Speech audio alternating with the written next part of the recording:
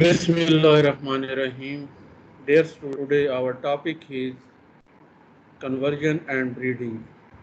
Last time we have studied the basics of nuclear energy, what is a fusion, what is a fission, and what are the basic components of a nuclear power plant. That was our first lecture, and now we will talk about conversion and breeding process, and then we will go to type of nuclear power plants and type of reactors, and specifically we will discuss today the pressurized water reactor. So let's start. First of all, conversion and breeding. To become critical, a reactor must be fueled with a nuclide having the value of K greater than 1. That was, we study in the previous lecture what is the value of K, and for the critical reactor to sustain the fission process, we need the value of K greater than 1. If K were less than 1, a fission in one generation would lead to less than one fission in next generation, and the reactor could never achieve a critical state, and step by step it becomes slower, and at some time it will be shut down. However, K cannot be exactly 1, since already noted some neutrons are lost either in non-fission absorption reaction or by escaping from the system altogether, and the critically could not be reached. तो जैसे हमने कहा था कि आगे reflector लगाए जाते हैं, या जो है ब्रीडिंग रिएक्टर में जो है वहाँ पे हम ब्लैंकेट की लेयर यूज़ करते हैं, तो कुछ इलेक्ट्रॉन न्यूट्रॉन जो हैं वो ऑब्जॉर्व हो जाते हैं ब्लैंकेट में, कुछ रिफ्लेक्टर से भी पास हो जाते हैं, तो इसलिए वो भी वापस रिटर्न नहीं होते, या कुछ जो है अपनी एनर्जी लूज़ करने के बाद फिशन प्रोसेस में हिस्सा लेने के काबिल नहीं रहते, ऐसे को हम थर्मल न्यूट्रॉन कहते हैं। तो इस तरीके से जो है जितने न्यूट्रॉन हैं वो अगर के की वैल्यू 1 होगी तो उतने ही अगली जनरेशन में पैदा होंगे, तो अल्टीमेटली जो है हम सस्टेन नहीं कर पाएंगे। Fission data show that the के is substantially greater than 1 for the fissile nuclide at all incident neutron energy, and for the fissionable but non-fissile nuclei such as thorium 232 and uranium 238 well above their fission threshold. तो इससे ये साबित हुआ कि हमने कोशिश करनी है कि जो के की वैल्यू है वो ग्रेटर देन 1 रहे, ताकि हमारा जो फिशन चेन रिएक्शन है वो चलता रहे। However, with the non-fissile nuclide, only those neutrons in a reactor with energies above the fission threshold are able to induce fission. जैसे कि मैंने कहा है अभी कि कुछ न्यूट्रॉन जो है वो अपनी एनर्जी लूज कर देते हैं और कम एनर्जी के साथ वो इस काबिल नहीं होते कि वो फिशन रिएक्शन में हिस्सा ले सके, या किसी न्यूक्लियस पे टकराने के बाद उसको ब्रेकअप कर सके। Only one fissile nuclide U235 is found in nature, where it occurs with an isotopic abundance of 0.72%. The remainder of natural uranium, except the traces of U234, is U238. तो जो पूरी हमारी अर्थ प्लैनेट है इसके अंदर जो है यूरेनियम ही वाहिद ऐसी नेचुरल मेटल है जो कि फिशन एबल है, जो कि फिशन में हिस्सा ले सकती है, लेकिन उसके भी जो 3 नेचुरली अक्रेंस आइसोटोप्स हैं वो U234, U235 और U238 है, जिनमें से जो U-235 है वो ही सिर्फ फिशन में हिस्सा लेती है, और उसकी जो परसेंटेज है ओवरऑल नेचर में जो एग्जिस्ट करती है वो 0.72% है। यानी कि कहीं से भी अगर हमें यूरेनियम मिलेगी तो उसमें U-235 जो है वो 0.7 के करीब होगी, और 99.3% के करीब जो है वो U-238 होगी। और बहुत रेयर केसेस में U-234, जिसको हम पार्ट पर मिलियन 1 या 2 पार्ट पर मिलियन जो है वो हमें मिलेगी। Thus, only one uranium atom out of 139 is U-235। यानी यूरेनियम को अगर हम परसेंटेज को ज़रा रिवर्स करके देखें तो हर 139 एटम में से एक एटम होगा जो U-235 होगा, बाकी 138 जो हैं वो U-238 होंगे। Despite this low concentration of fissile isotope, it is possible to fuel certain type of critical reactor with natural uranium, and all of the early reactor were of this type। तो शुरू में जो है वही जो uranium हमें nature से मिलती थी उसी को बेस बना के रिएक्टर डिज़ाइन किए गए, जिसमें यूरेनियम की मिकदार 0.7% होती थी। लेकिन जब बाद में साइंटिस्ट ने और इंजीनियर ने देखा कि इससे हमें कोई अच्छी एफिशिएंसी नहीं होती, तो उन्होंने इसके मुख्तलिफ मैकेनिज़्म डेवलप किए ताकि हम जो है यूरेनियम की U-235 की मिकदार को बढ़ा सकें। तो ये प्रोसेस जो है वो इनरिचमेंट प्रोसेस कराता है, जिसमें हम जो है U-235 की कंसंट्रेशन जो है उसको इंक्रीज़ कर देते हैं, और आजकल जो है वो यही इनरिच यूरेनियम यूज़ होती है। However, most modern reactor require enriched uranium, that is uranium in which the concentration of U-235 has been increased over its natural value। तो 0.7 जो है वो नेचुरल वैल्यू है, लेकिन हम इनरिचमेंट प्रोसेस के ज़रिए जो है इसको बढ़ा के जो है वो ज़्यादा करते हैं। ज़्यादातर 2%, 3%, 4% और 5% तक भी यूज़ किया जाता है, जबकि जो न्यूक्लियर बम्स होते हैं उसमें ये कंसंट्रेशन 20 से 40% के दरमियान होती है। Method for enriching uranium are different and not discussed here। Indeed, if nuclear power was based on the fission of U-235 only, the era of nuclear energy would be a comparatively short one and probably not more than a century in the duration।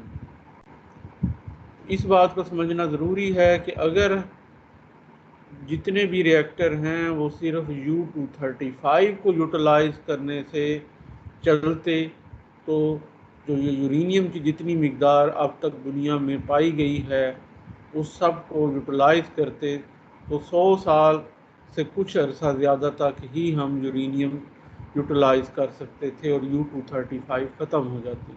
लेकिन अल्लाह ताला ने जब इंसान को ये नेमत दी है तो उसको बढ़ाने के मुख्तलिफ तरीके भी बताए हैं, और यही हम इसमें पढ़ेंगे। और इसमें जो है सबसे बड़ा जो नेचर में मौजूद है वो है conversion process. Fortunately it is possible to manufacture certain fissile isotope from non fissile material, a process known as conversion. Fertile and fissile material जो है वो हमने पिछले लेक्चर में डिस्कस किए थे।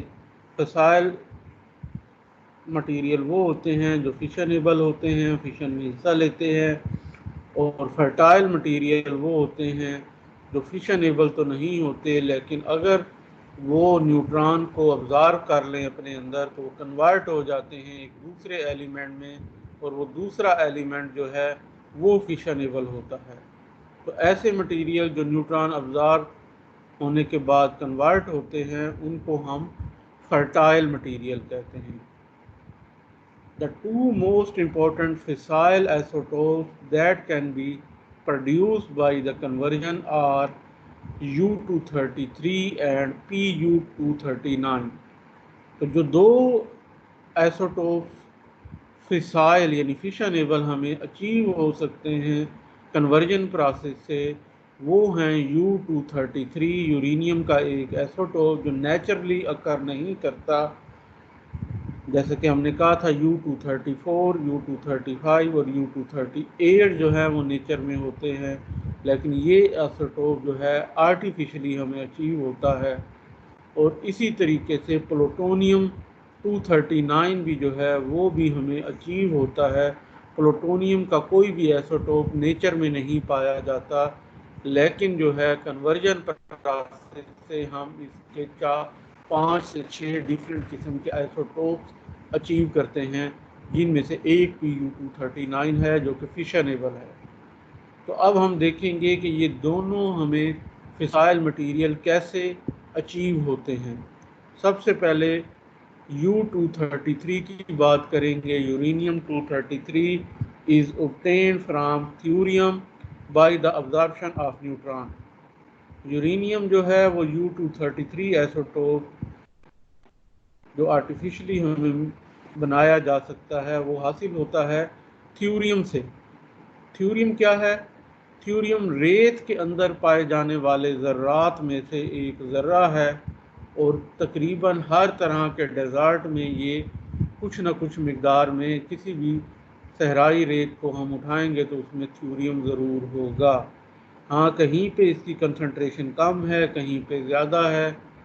तो दुनिया के जो 2 से 3 हाई कंसंट्रेटेड थ्यूरियम वाली सैंड्स एरियाज़ हैं, उनमें से अल्लाह ताला ने खुशकिस्मती से हमें भी एक इलाका नवाजा है, और वो है चोलिस्तान और थार का इलाका। और साथ ही जो इंडिया का राजस्थान है, वो ये पूरा एक बहुत बड़ा डेजर्ट एरिया है, और इसके अंदर जो है दुनिया में जो 2-3 ज़्यादा थ्यूरियम वाले इलाके हैं उनमें से एक है।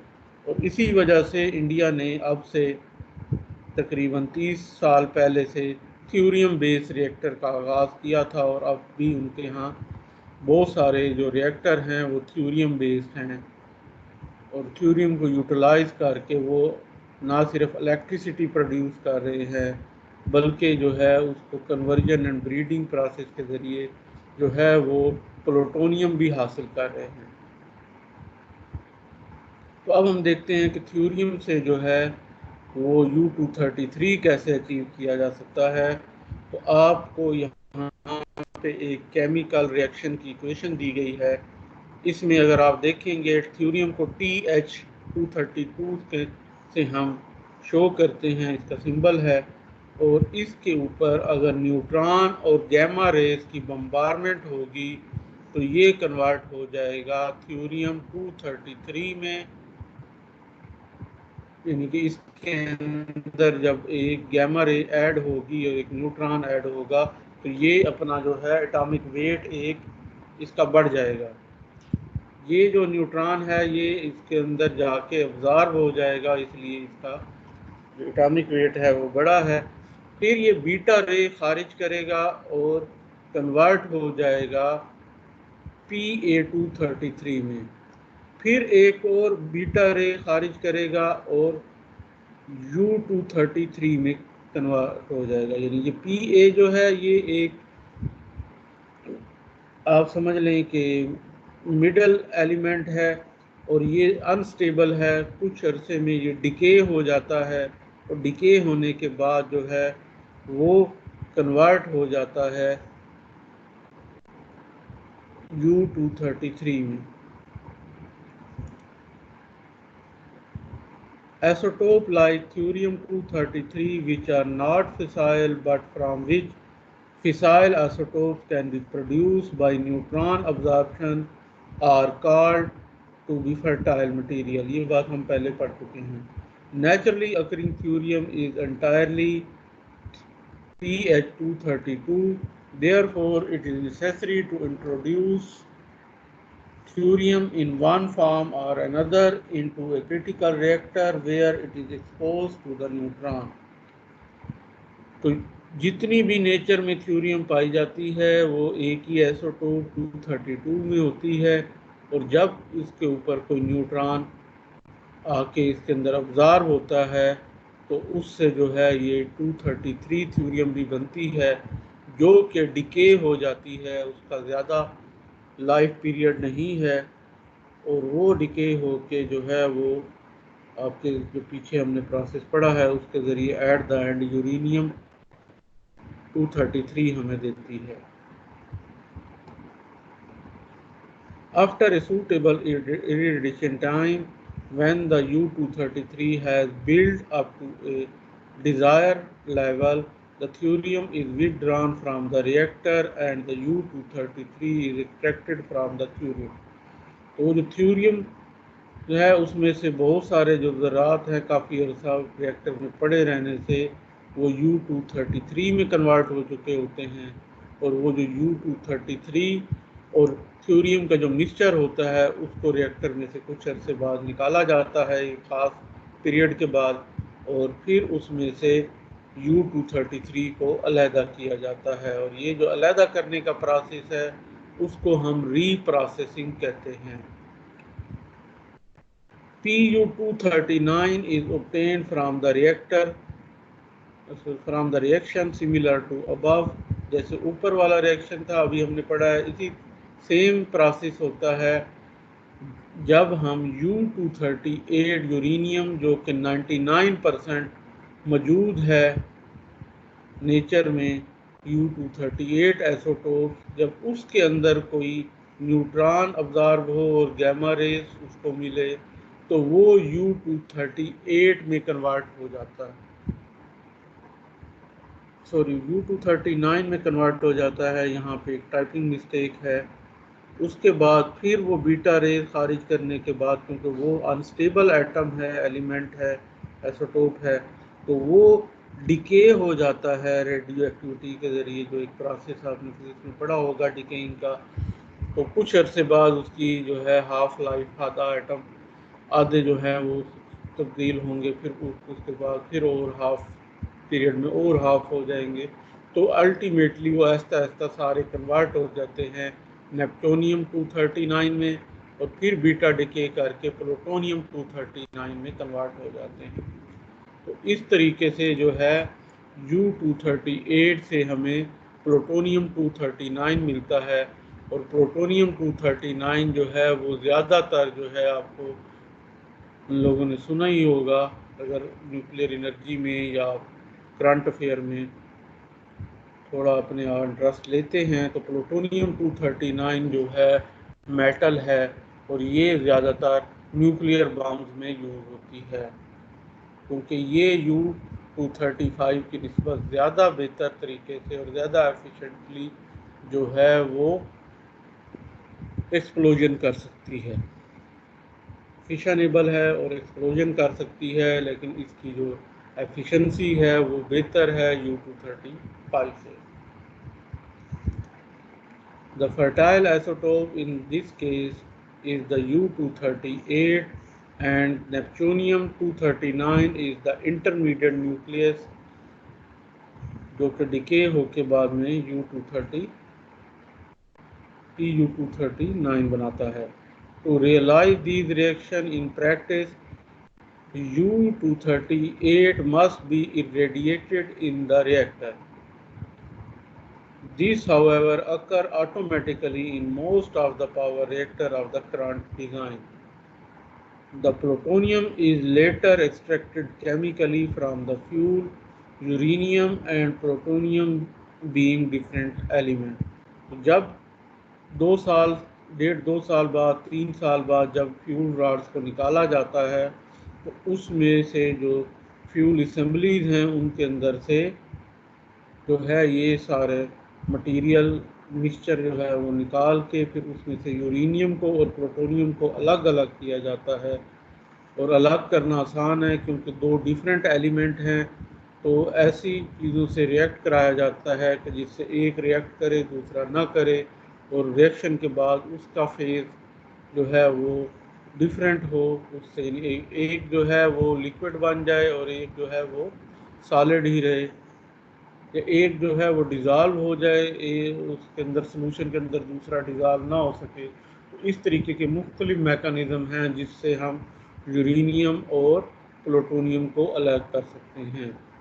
The chemical extraction of fissile material from fertile material is called reprocessing. ये जो हमने कहा है कि ये जो नया हमें एलिमेंट प्लूटोनियम मिला है या U-235 थ्योरियम से मिली है, जब इनको अपने फर्टाइल मटेरियल से अलग करने का जो प्रोसेस है वो रीप्रोसेसिंग कहलाता है। After Pu-239 has been formed in a reactor, it may absorb a neutron and undergo fission or be transformed into Pu-240।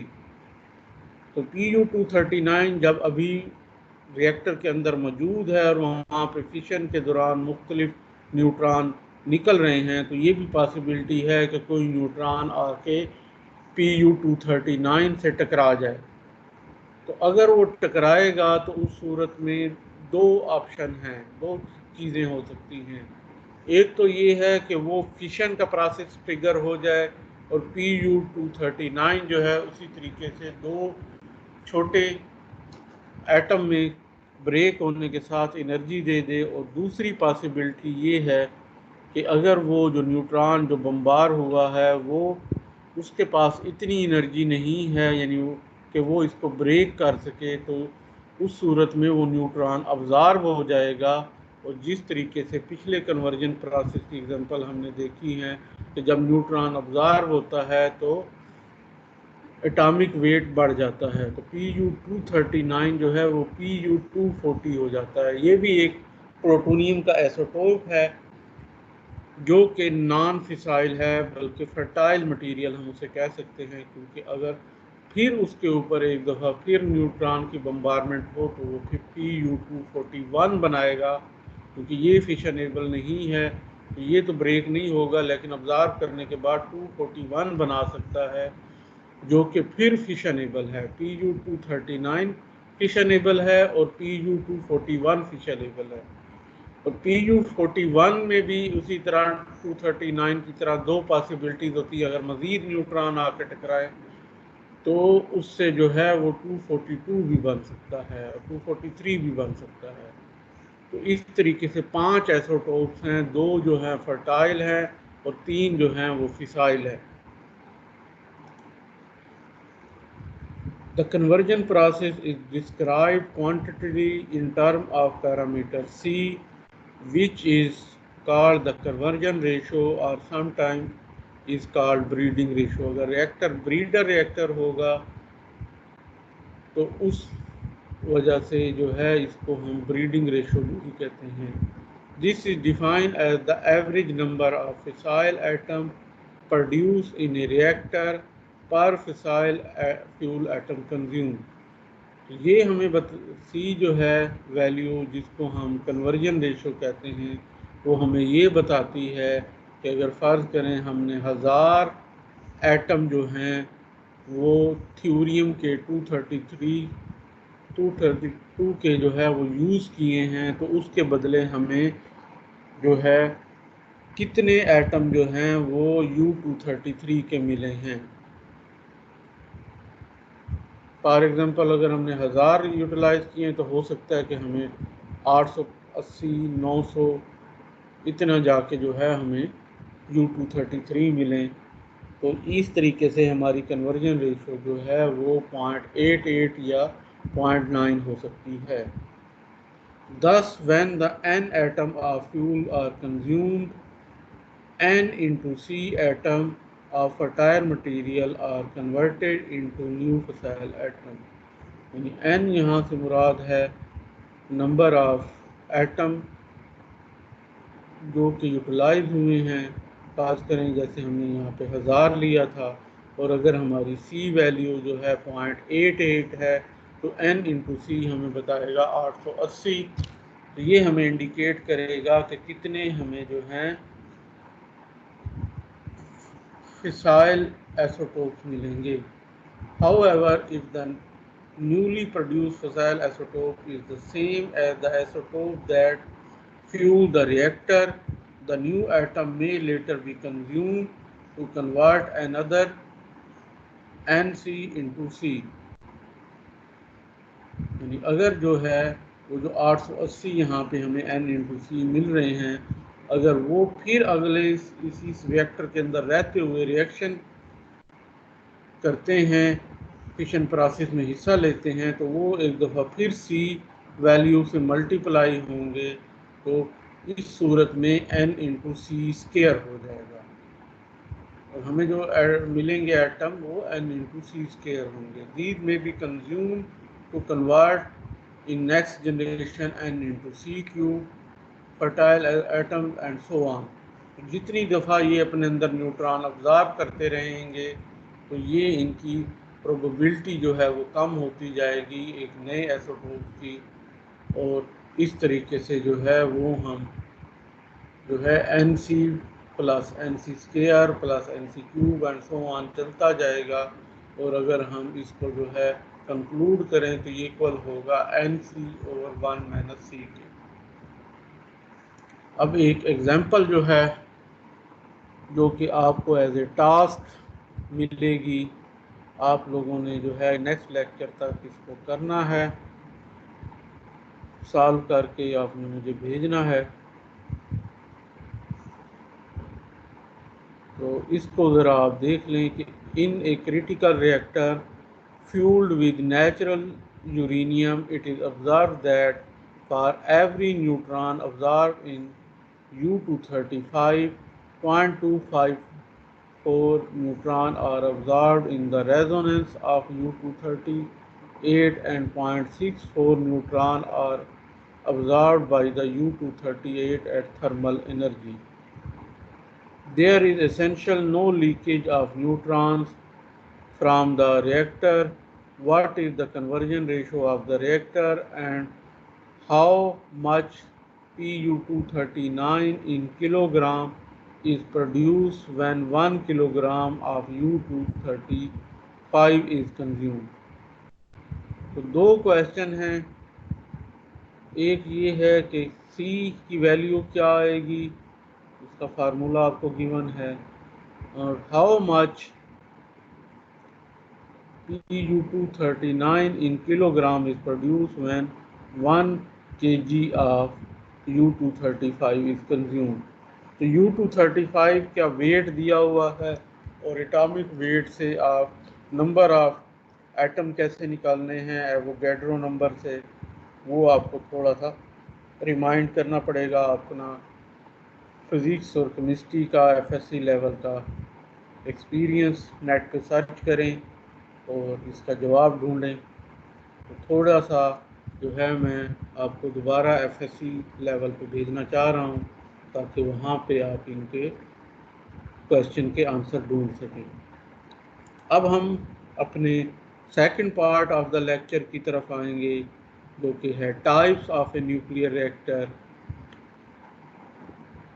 Nuclear reactor जो हैं वो डिफरेंट टाइप के वर्ल्ड में पाए जाते हैं। मुख्तलिफ साइंटिस्ट मुख्तलिफ ऑर्गेनाइजेशन ने जो है मुख्तलिफ डिज़ाइन प्रपोज़ किए हैं, और इन प्रपोज डिज़ाइन में से जो ज़्यादा फेमस डिज़ाइन हैं 5 या 6 वो यहाँ पे हम नाम ले रहे हैं। इसके अलावा भी दुनिया में और भी बहुत सारे डिज़ाइन हैं, लेकिन जो मेजर डिज़ाइन जो डिस्टिंग्विश होते हैं वो ये ही हैं। प्रेशराइज वाटर रिएक्टर है, बॉइलिंग वाटर रिएक्टर है, कनाडा ड्यूटेरियम यूरेनियम रिएक्टर है जिसको कैंडू के नाम से बहुत मशहूर है ये। और ये मैं आपको बता दूं कि हमारा पाकिस्तान का पहला न्यूक्लियर पावर प्लांट जो कि कराची में लगाया गया था कैनप के नाम से, वो भी कैंडू रिएक्टर था। प्रेशराइज वाटर रिएक्टर जो हमने पहला पढ़ा है और जो आज का हमारा मेन टॉपिक है, ये भी मैं आपको बता दूं कि ये पाकिस्तान में जो चश्मा न्यूक्लियर पावर प्लांट के 4 ब्लॉक काम कर रहे हैं, ये चारों प्रेशराइज वाटर रिएक्टर हैं। Sodium cooled fast reactor, liquid fluoride thorium reactor, thorium का भी हमने पढ़ा है, तो थ्यूरियम को इस रिएक्टर के अंदर कन्वर्जन प्रोसेस से गुजारा जाता है और जो है साथ साथ इलेक्ट्रिसिटी भी मिलती है, हमें हीट मिलती है और वो इलेक्ट्रिसिटी में कन्वर्ट होती है और साथ साथ हमें U-233 भी मिलता है। High temperature gas cooled reactor, तो ये सारे 6 मेजर टाइप्स हैं, इनको हम बारी बारी स्टडी करेंगे अपने कोर्स के दरमियान। तो आज जो है सबसे पहला जो रिएक्टर है वो प्रेशराइज वाटर रिएक्टर, वो आज का हमारा मेन टॉपिक है सेकंड हाफ में, और कोशिश करेंगे हम कि आज हम इसको कंप्लीट कर लें। Pressurise water reactor,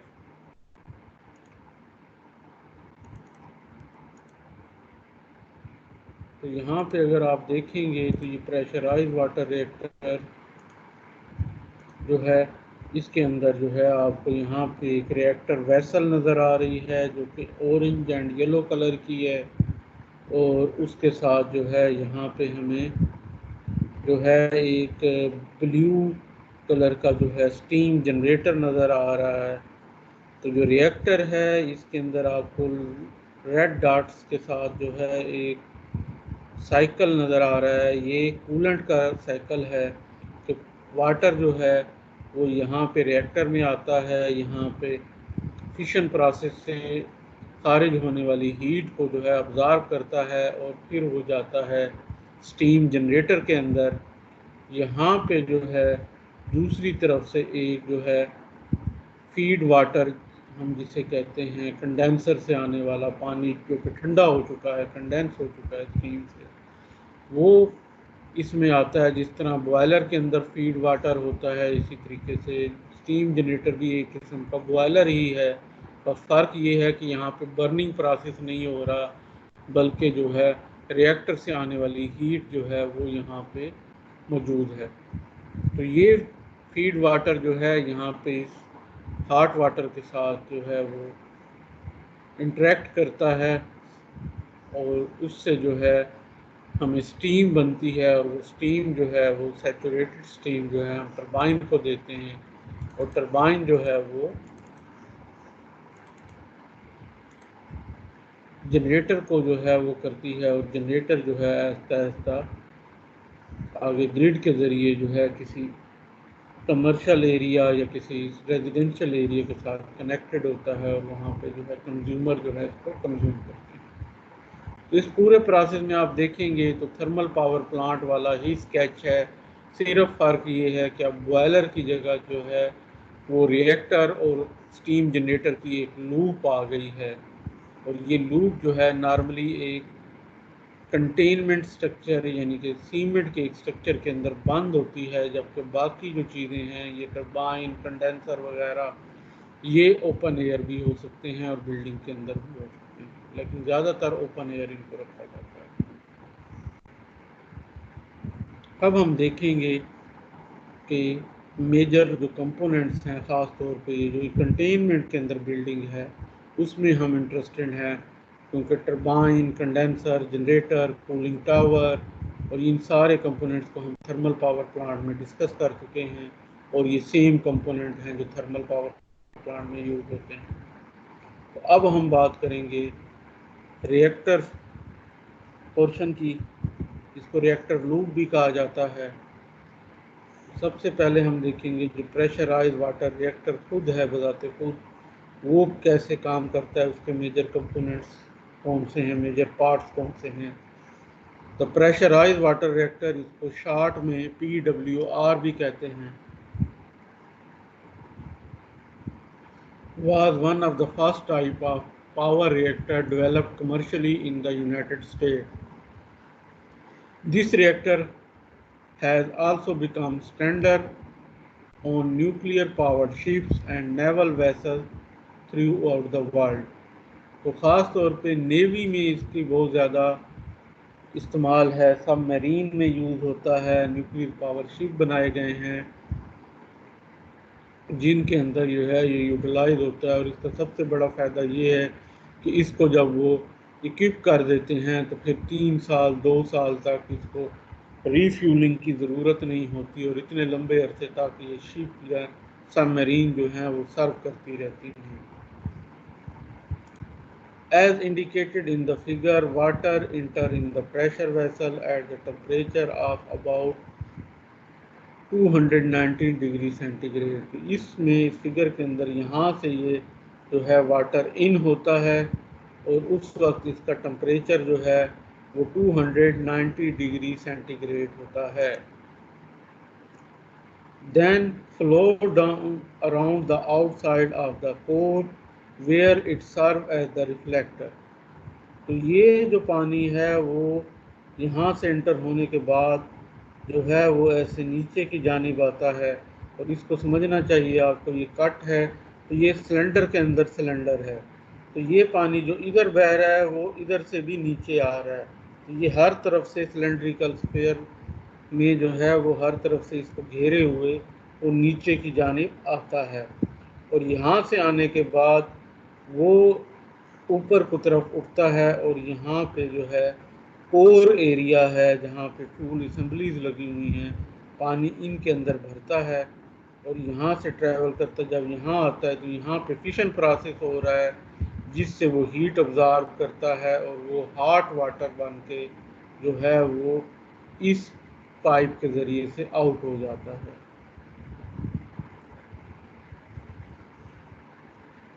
Passes upward through the core where it is heated and then exits from the vessel with a temperature of about 325 degrees centigrade. The water in a pressurized water reactor is maintained at high pressure approximately 15 megapascal। 15 megapascal जो है वो तकरीबन 150 atmospheric pressure है। At this pressure the water will not boil। इतने ज़्यादा pressure होने की वजह से 325 डिग्री पे भी पानी जो है वो बॉयल नहीं होता और हमारी पूरी कोशिश होती है कि एक भी वेपर ना बन सके।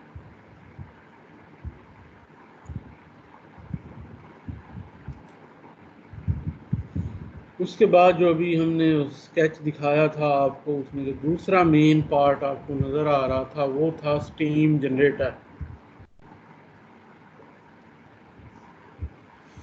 Since the water does not boil in the reactor, the steam for the turbine must be produced external to the reactor।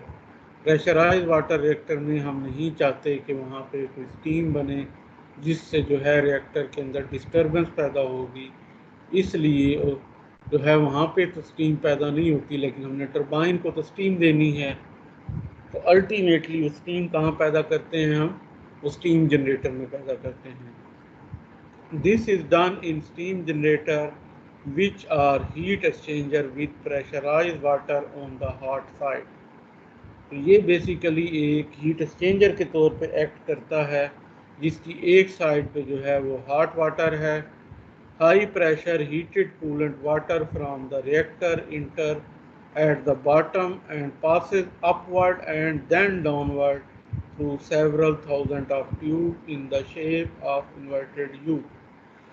ये जो यहाँ पे आपको कट नज़र आ रहा है इसमें आप देखेंगे कि ये जो ट्यूब्स हैं रेड कलर की, ये पहले ऊपर की जानिब जा रही हैं और यहाँ से बेंट होके वापस नीचे आ रही हैं। तो जो ये है इस तरीके से एक इन्वर्टेड यू शेप में ये ट्यूब होती हैं और ये एक ट्यूब नहीं होती, थाउजेंड्स ऑफ ट्यूब होती हैं। और ये पानी जो है वो इन पीछे से तो एक बड़े मेन पाइप से आता है लेकिन आगे ये इन थाउजेंड्स ऑफ पाइप के अंदर सर्कुलेट करता है और इन पाइप के दरमियान गैप होता है जहाँ पे जो है हमारा फीड वाटर जो है वो मूव कर रहा होता है, वो जो है हीट अप हो रहा होता है, हीट एक्सचेंज कर रहा होता है इस हॉट वाटर से।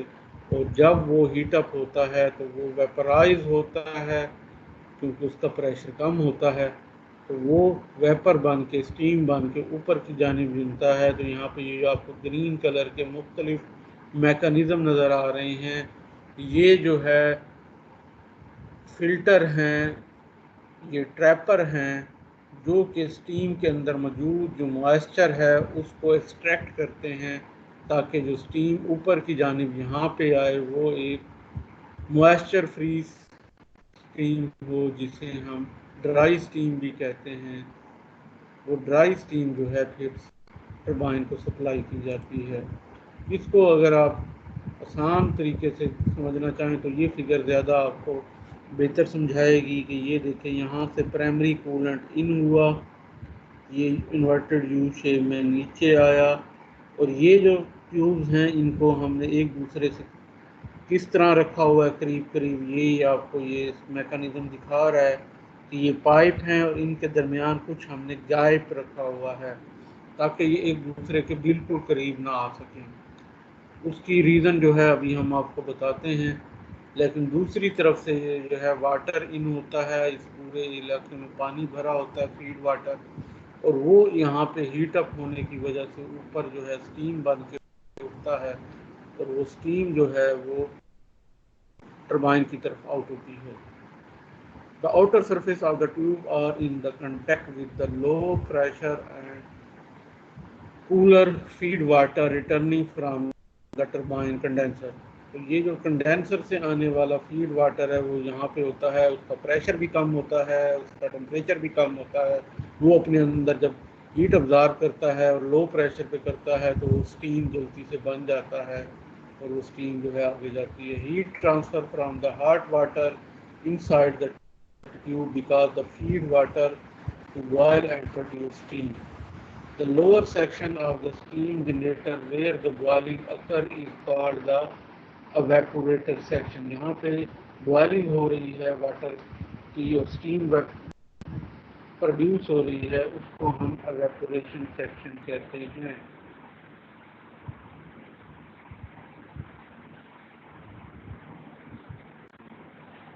उसके बाद जो है नेक्स्ट हमारा जो पोर्शन है वो है स्टीम जनरेटर का।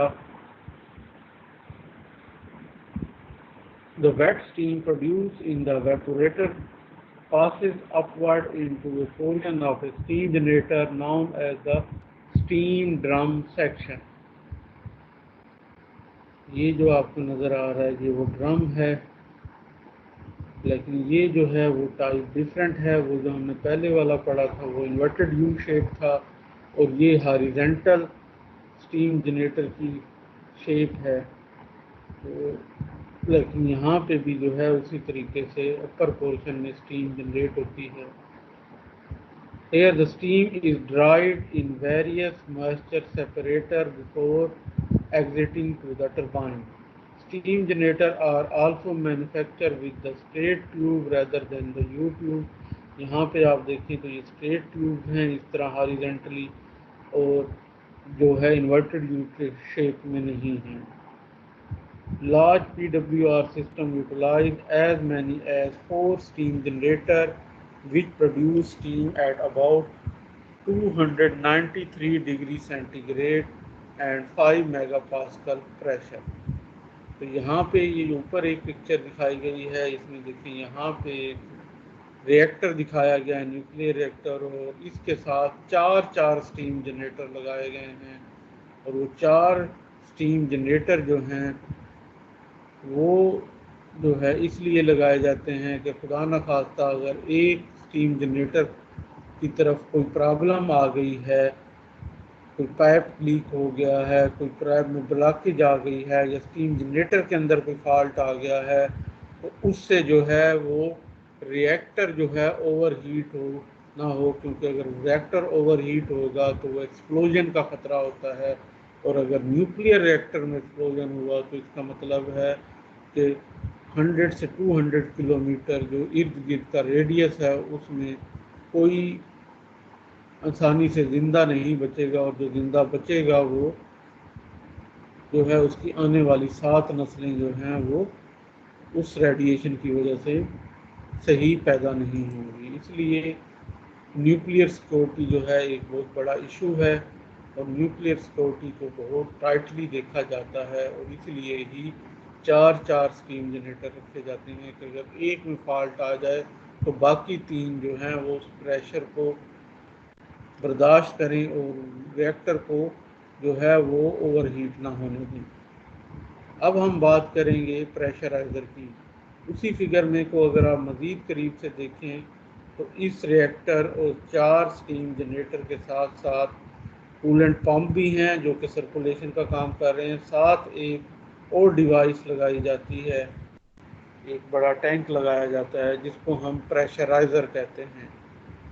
तो अगर आपको याद हो कि हमने हाइड्रो पावर प्लांट में एक सर्ज टैंक पड़ा था जो कि प्रेशर मेंटेन करने के लिए जो है ऊपर लगाया जाता है कि अगर गेट वे वाली साइड, डैम वाली साइड से अगर कोई मसला हो और सडन जो है चेंज हो तो उसकी वजह से जो है प्रेशर रिड्यूस या इंक्रीज हो, उसको जो है वो अकोमोडेट करता था वो सर्ज टैंक। इसी तरीके से यहाँ पे वही रोल प्ले कर रहा है प्रेशराइज़र।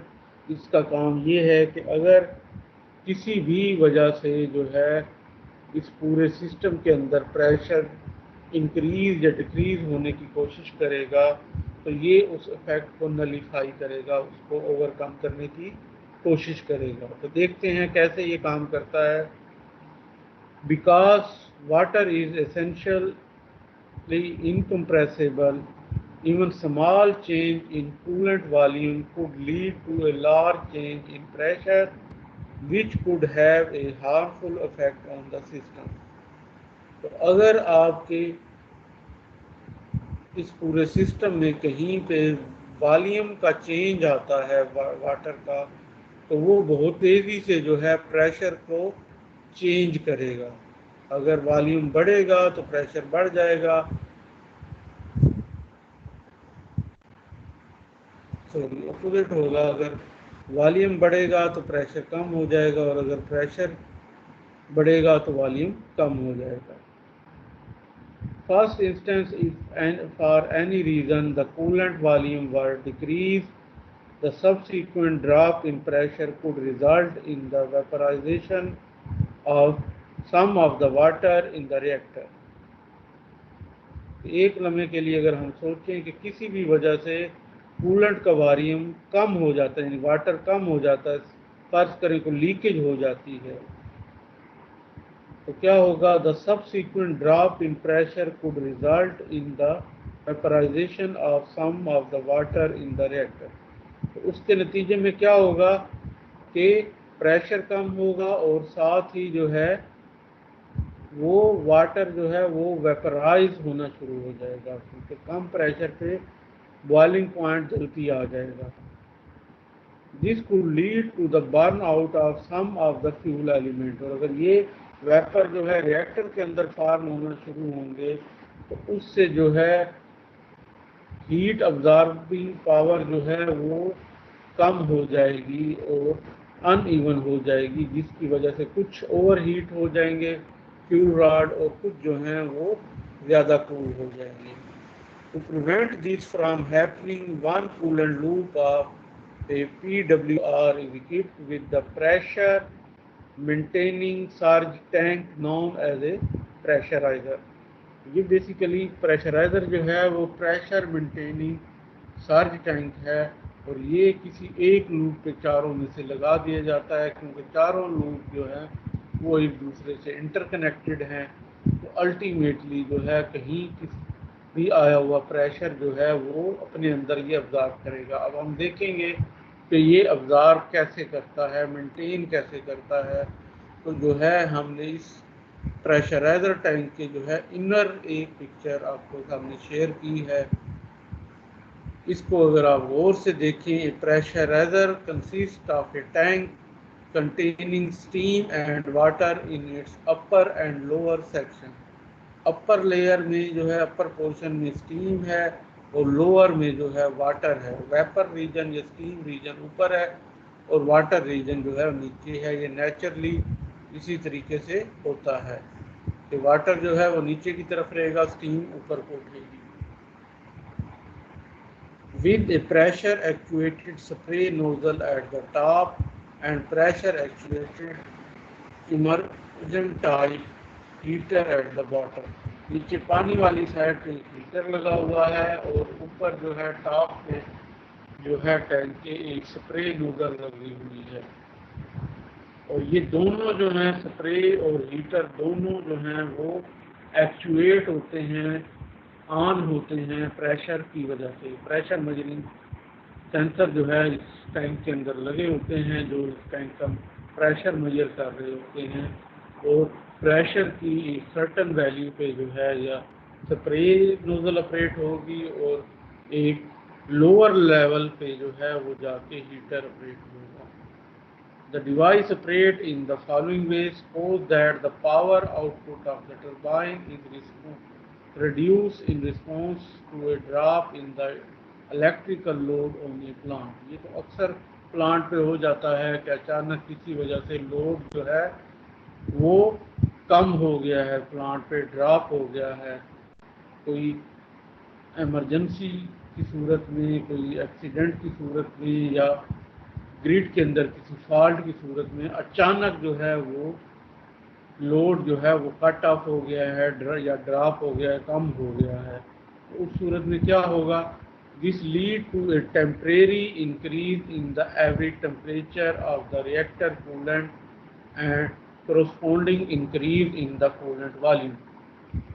अगर ये सिचुएशन हुई है तो अल्टीमेटली जो है टरबाइन काम करना बंद कर देगी, और टरबाइन अगर बंद कर देगी या स्लो कर देगी तो उसकी वजह से जो है वो स्टीम जनरेटर जो है वो स्लो हीट एक्सचेंज करेगा, और उसके नतीजे में रिएक्टर के अंदर जो है वो, क्योंकि फिशन प्रोसेस उसी तरीके से चल रहा है, तो हीट जो है वो बढ़ती जाएगी। जब हीट बढ़ेगी तो वॉल्यूम बढ़ेगा, और वॉल्यूम बढ़ेगा तो प्रेशर बढ़ेगा।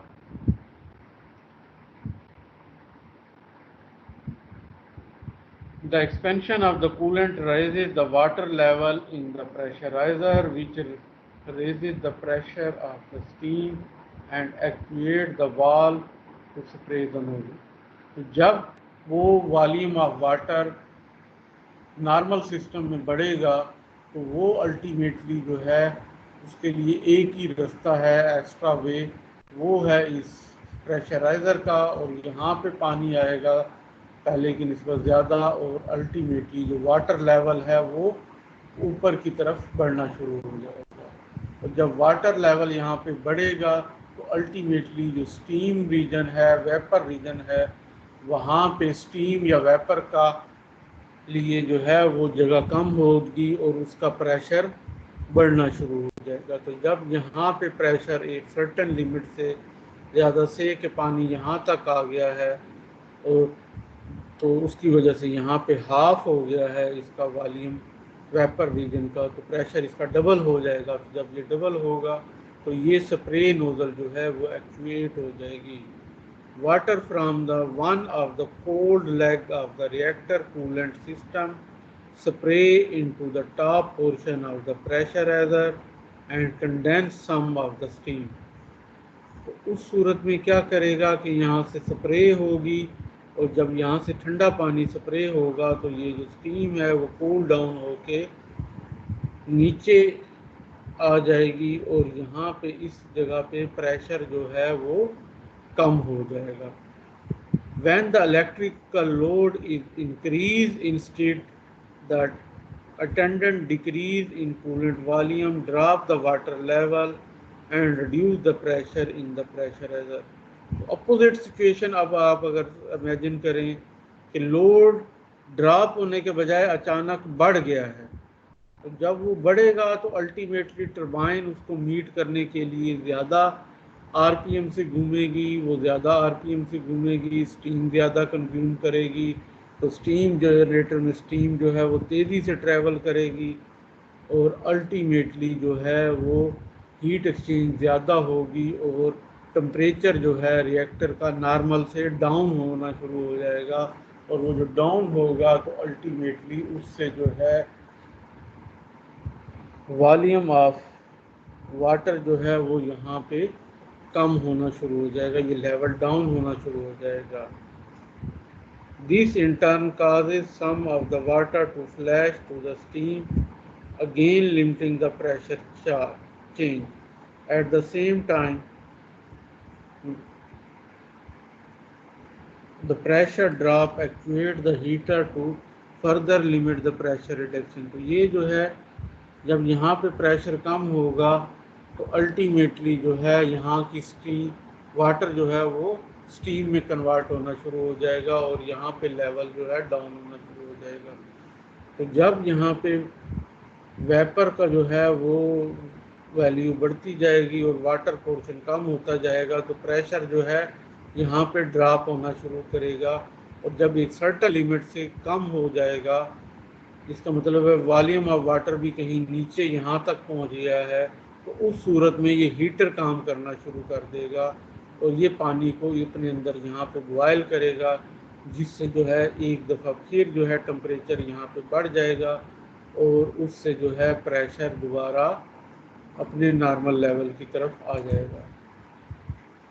तो इस तरीके से जो है वो प्रेशराइज़र काम करता है। अब हम देखेंगे फ्यूल असेंबलीज को।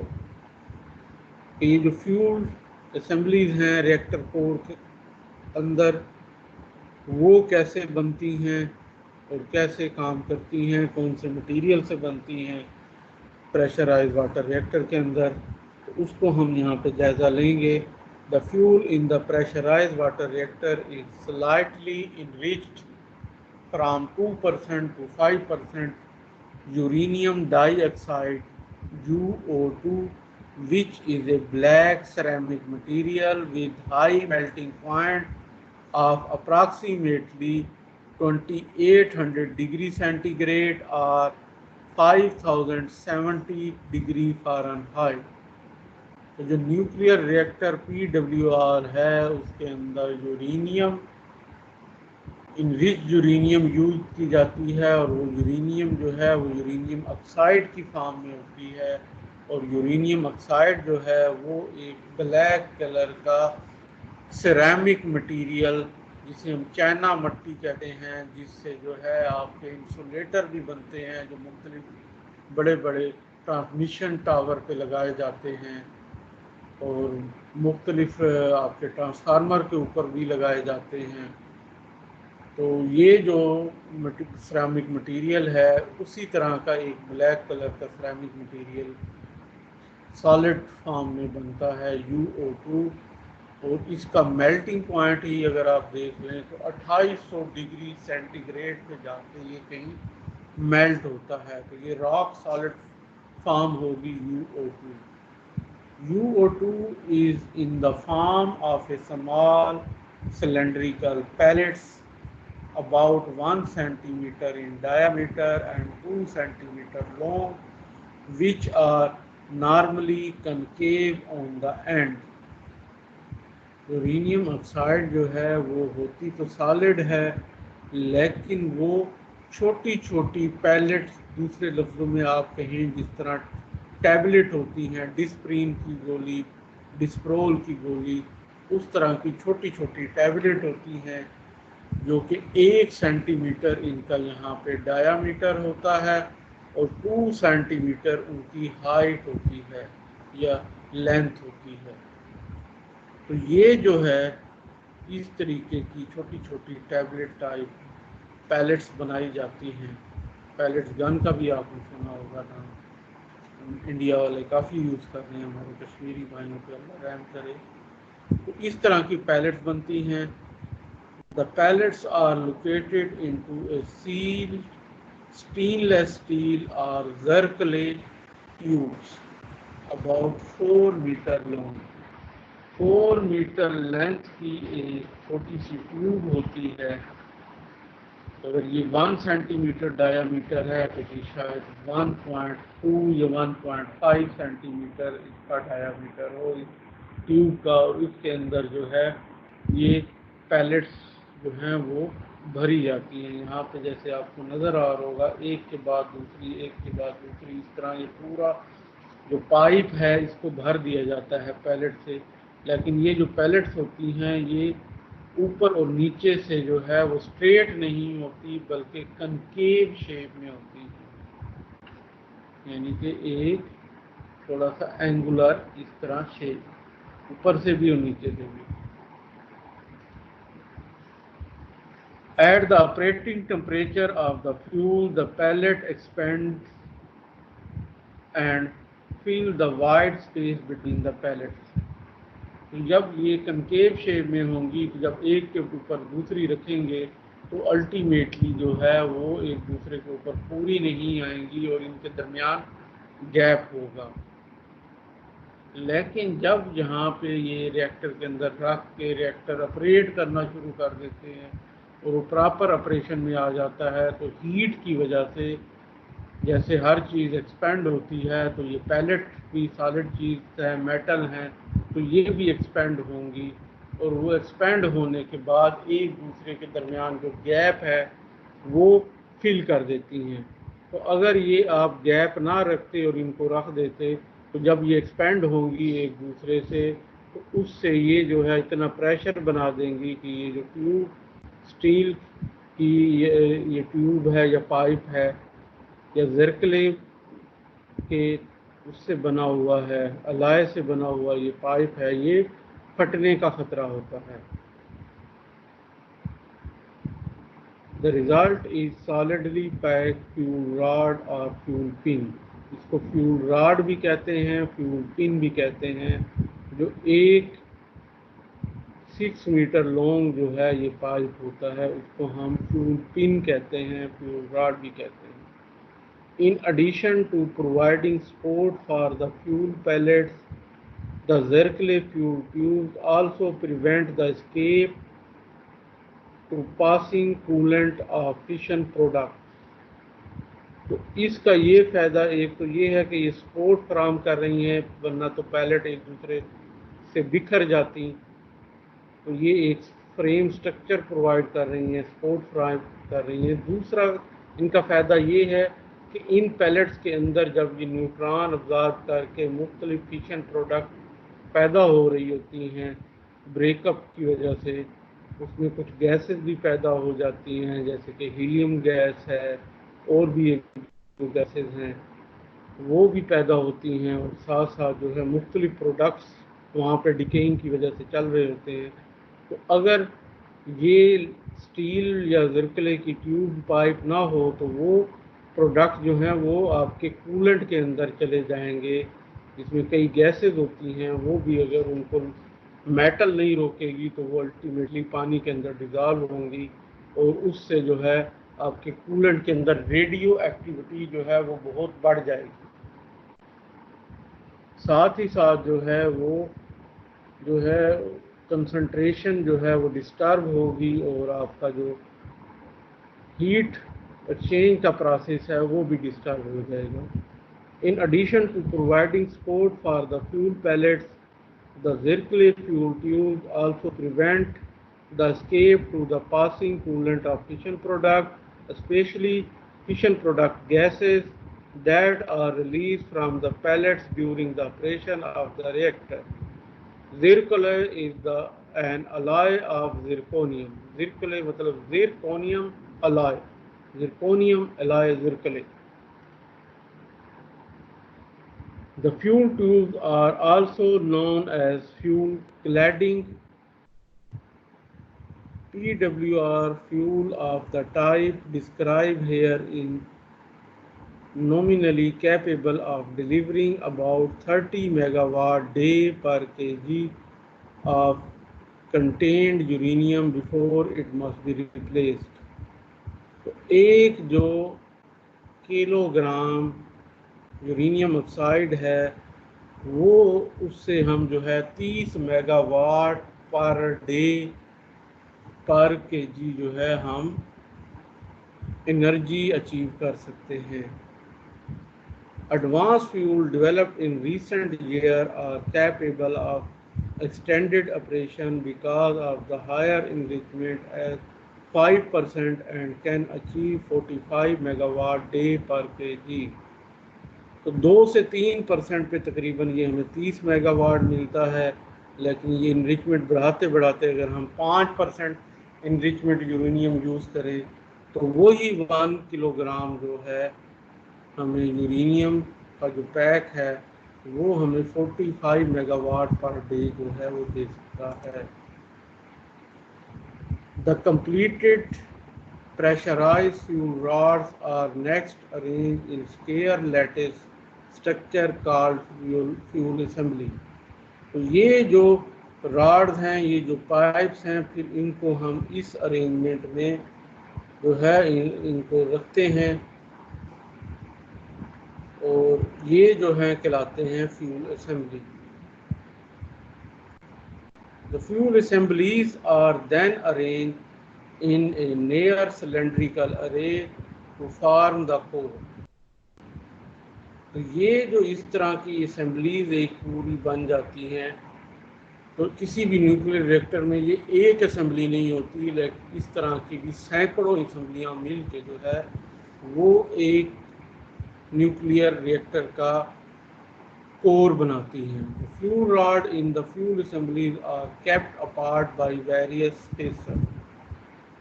तो मुख्तलिफ स्पेसर लगा के जो है हम एक दूसरे से इनको डिस्टेंस पे रखते हैं, बिल्कुल उसी तरह जैसे स्टीम जनरेटर में हमने आपको दिखाया था कि पाइप को हमने सेपरेट किया हुआ था ताकि उनके दरमियान में से वाटर गुजर सके और वो एक दूसरे की हीट को अफेक्ट ना कर सके, एक की हीट से दूसरा बर्नर ना हो जाए। This is important since the rod that come into contact may overheat and release the fission product. तो अगर ये एक दूसरे के करीब होंगे, ये खास किस्म से कम फासला होगा, तो उससे जो है ये ओवरहीट होंगे और ओवरहीट होने की वजह से बहुत सारे radio active material, radio active gases जो हैं वो रिलीज हो जाएंगी हमारे कूलेंट के अंदर। अब हम बात करेंगे न्यूक्लियर रिएक्टर में ही एक और कंपोनेंट जो कि है control rod. Control of the PWR is accomplished by the use of control rod which normally enter the core from the top and a chemical shim system। दो तरीके से हम जो है न्यूक्लियर रिएक्टर में रिएक्शन को कंट्रोल करते हैं। एक जो वेल नोन और पुराना मेथड है जो तक भी अच्छे तरीके से यूज़ हो रहा है वो है कंट्रोल रॉड, और ये जो है इंस्टेंट मेथड होता है, फ़ौरन एक्ट करता है। और एक लॉन्ग टर्म प्रोसेस के ज़रिए जिसको हम केमिकल मेथड कहते हैं, केमिकल किंग सिस्टम भी कहते हैं, उसके ज़रिए भी जो है वो न्यूट्रॉन्स की क्वांटिटी को जो कि अगली जनरेशन में फिशन में चले उनको कंट्रोल किया जाता है। In this chemical system, the value of the multiplication factor is changed by varying the concentration of the neutron absorber, usually boric acid, dissolve in the coolant water। Coolant water के अंदर जो है boric acid को भी साथ add किया जाता है, जो पानी आ रहा होता है उसके अंदर बोरिक एसिड भी डिज़ॉल्व होता है, और उसकी कंसंट्रेशन कम या ज़्यादा करके हम न्यूट्रॉन की जो है अब्जॉर्प्शन जो है वो कम या ज़्यादा कर सकते हैं, और इस तरीके से भी हम न्यूट्रॉन को कंट्रोल कर सकते हैं। तो आज के लिए हमारा इतना ही लेक्चर था।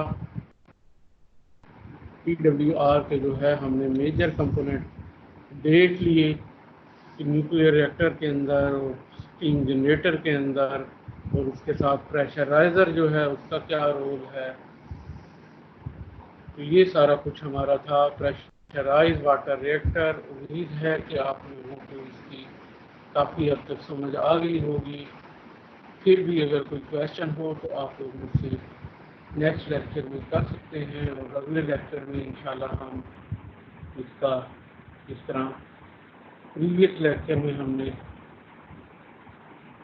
जो है वाइवा लिया है, इसी तरीके से शॉर्ट क्वेश्चन हर एक से किए जाएंगे ताकि मुझे पता चल सके कि आप लोगों ने ये लेक्चर वाकई ही देखा है, अटेंड किया है, और जो मेन आपको पॉइंट मिलेंगे वो मिलेंगे उस एग्जाम्पल को सॉल्व करने से जो कि आपको लेक्चर के दरमियान में दी गई है। तो best of luck, good bye.